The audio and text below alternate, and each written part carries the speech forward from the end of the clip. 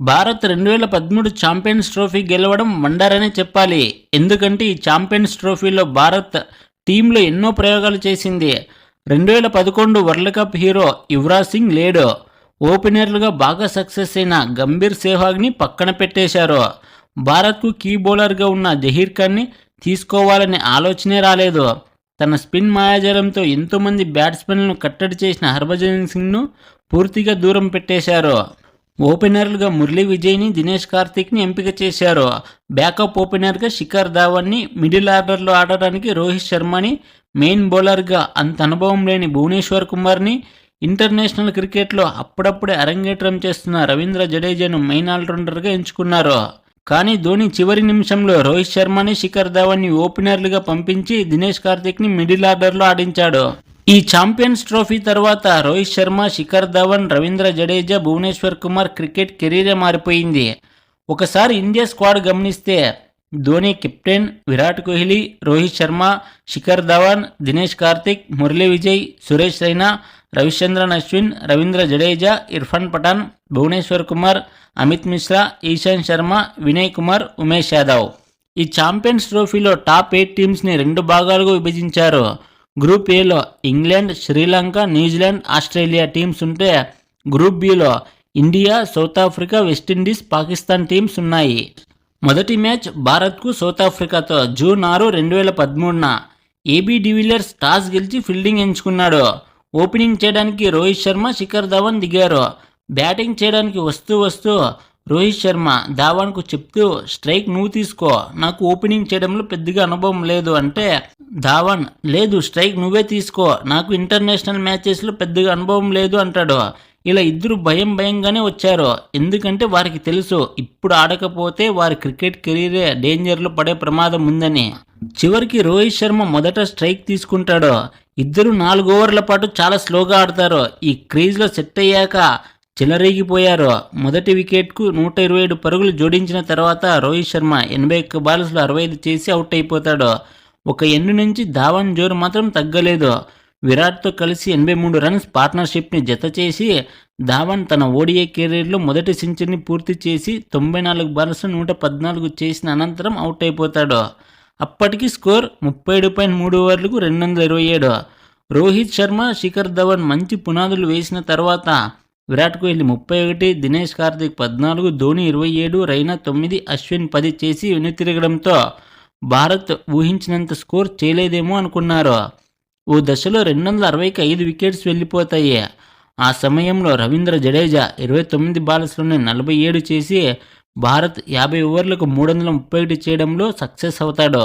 ఇంత భారీ టార్గెట్ ఉండడంతో భారత్ అలవోగా గెలుస్తుంది అనుకున్నారు. దానికి తగ్గట్టే South Africa Hashim Amla 22, Colin Ingram 6 wickets కోల్పోతుంది 31కే. దీంతో భారత్ ఈజీగా గెలుస్తుంది అనుకుంటే రాబిన్ పీటర్సన్ 68, ఏబీ డివిలియర్స్ 70 రన్స్తో 124 పరుగుల భాగస్వామ్యంతో సౌత్ ఆఫ్రికాను గెలిపించేంత పని చేస్తారు.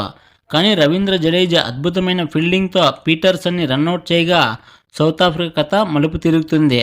మన బౌలర్లు కూడా వరుసగా వికెట్స్ తీసుకురావడంతో 257కి 9 వికెట్స్ వెళ్ళిపోతాయి సౌత్ ఆఫ్రికావి. ఇక ఆఖరి వికెట్ తీసి బయలుదేరదాం అనుకుంటే ర్యాన్ మెక్లారెన్ చివరిలో 71 చేసి సౌత్ ఆఫ్రికాను 305 వరకు తీసుకొస్తాడు. ఇక శిఖర్ ధవన్కు ప్లేయర్ ఆఫ్ ది మ్యాచ్ దక్కుతుంది. సెకండ్ మ్యాచ్ వెస్టిండీస్పై జూన్ 11, 2013న ఓవర్లో ధోని టాస్ గెలిచి ఫీల్డింగ్ ఎంచుకున్నాడు. క్రిస్ గేల్ తన స్టైల్లో ఎడాపెడ షాట్స్ ఆడేసి 21 రన్స్ చేసి 25 పరుగుల వద్ద అవుట్ అయిపోగా డారెన్ బ్రావో, జాన్సన్ చార్లెస్ జాగ్రత్తగా ఆడుతూ వెస్టిండీస్ను 100 పరుగులను దాటించారు. విండీస్ డీసెంట్ స్కోర్ చేసేలా కనిపించింది. కానీ రవీంద్ర జడేజా ఇక్కడి నుంచి వారి పతనం చూడడం మొదలుపెట్టాడు.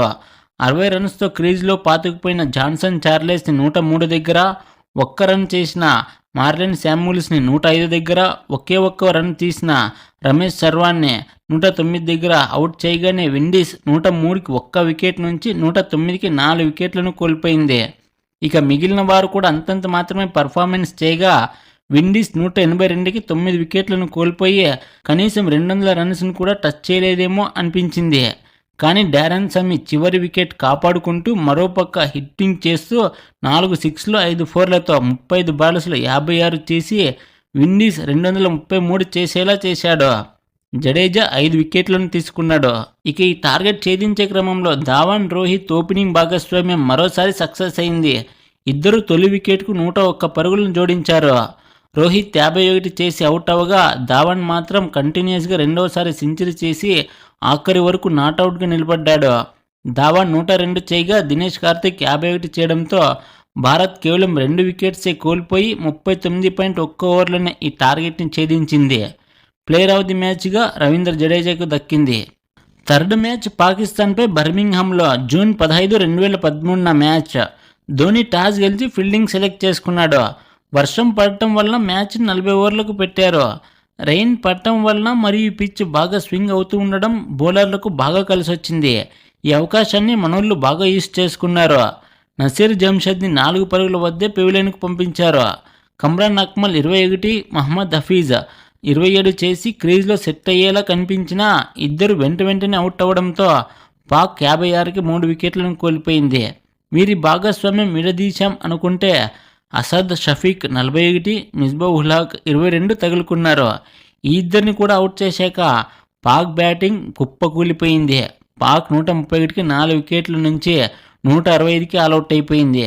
భువనేశ్వర్ కుమార్, ఈశాంత్ శర్మ, రవిచంద్రన్ అశ్విన్, రవీంద్ర జడేజా చెరో 2 వికెట్లను తీసుకున్నారు. ఈ స్వల్ప టార్గెట్ని ఛేదించడంలో పాక్ బౌలర్ల నుంచి పెద్దగా ఇబ్బంది లేకపోయినా వర్షం ఆటకు అంతరాయం కలిగిస్తూనే ఉంది. 47 పరుగుల వద్ద వర్షం రాగా మ్యాచ్ని 4 ఓవర్లు తగ్గించి టార్గెట్ని 157గా డిసైడ్ చేశారు. మరోసారి 63 రన్స్ ఉన్నప్పుడు వర్షం కురవగా ఈసారి 14 ఓవర్లు తగ్గించి మ్యాచ్ని 22 ఓవర్లకి కొనసాగించి టార్గెట్ని 102గా ఫిక్స్ చేశారు.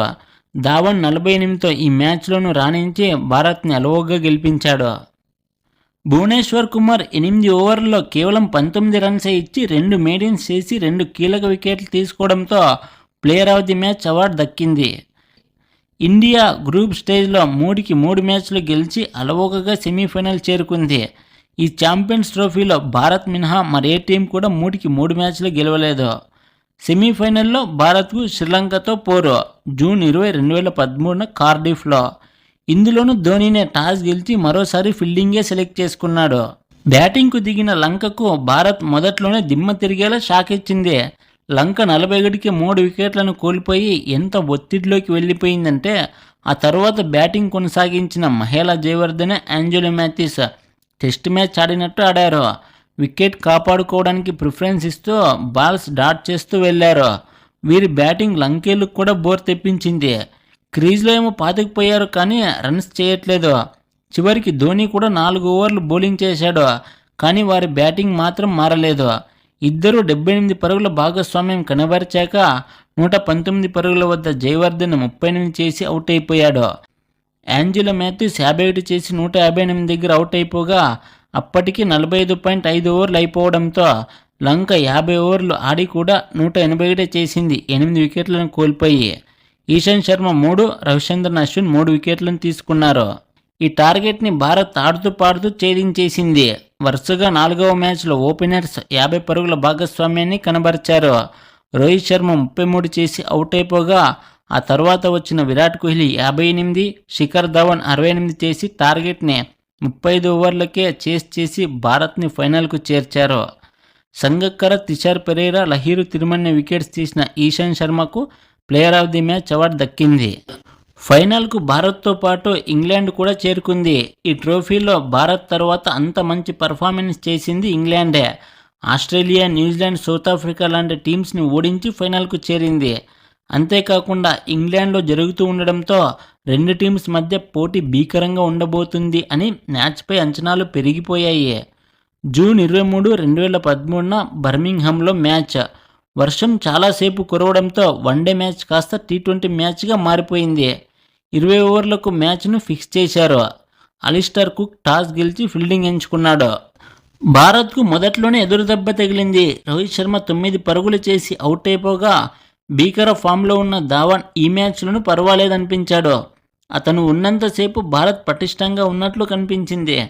ధావన్ 37 చేసి 50 రన్స్ దగ్గర అవుట్ అవ్వగానే వరుసగా దినేష్ కార్తిక్ 6, సురేష్ రైనా 1, ధోని డక్అవుట్ అవడంతో భారత్ 13 ఓవర్లకు 66 చేసి 5 వికెట్లను కోల్పోయింది. ఓవర్లేమో మిగిలినవి 7 మాత్రమే. బ్యాట్స్మెన్స్ ఒక్క విరాట్ మినహా మిగిలిన అందరూ పెవిలియన్ చేరారు. 100 రన్స్ చేయడం కూడా కష్టమే. ఇలాంటి క్లిష్ట పరిస్థితుల్లో విరాట్ బ్యాటింగ్ చేశాడు. జడేజాను అడ్డు పెట్టుకుని భారత స్కోర్ని ముందుకు తీసుకెళ్లాడు. 34 బాల్స్లో 43 చేసి 113 దగ్గర అవుట్ అవ్వగా, జడేజా కూడా 25 బాల్స్లో 33 చేయడంతో భారత్ 129 చేసింది, 7 వికెట్లను కోల్పోయి. ఈ స్కోర్ని చూసి ఇంగ్లాండ్ అభిమానులు సంతోషించుంటారు, ట్రోఫీ ఇక మనదే అని. కానీ ఇంగ్లాండ్ బ్యాటింగ్ తీరు కూడా అలానే ఉంది. 3 రన్స్ దగ్గర అలిస్టర్ కుక్, 28 రన్స్ దగ్గర జొనాథన్ ట్రాట్, 40 రన్స్ దగ్గర రూట్, 46 రన్స్ దగ్గర ఇయాన్ బెల్ అవుట్ అయిపోయి మ్యాచ్ని ఆసక్తికరంగా మార్చేశారు. ధోని ఇయాన్ బెల్ని స్టంపౌట్ చేసిన తీరుని మెచ్చుకోవాలి. బెల్ కాళ్ళు ఒక్క సెకండ్ గాల్లోకి లేపి అలానే నేలపై దించేశాడు. ఆ ఒక్క సెకండ్లోనే అవుట్ చేసేశాడు.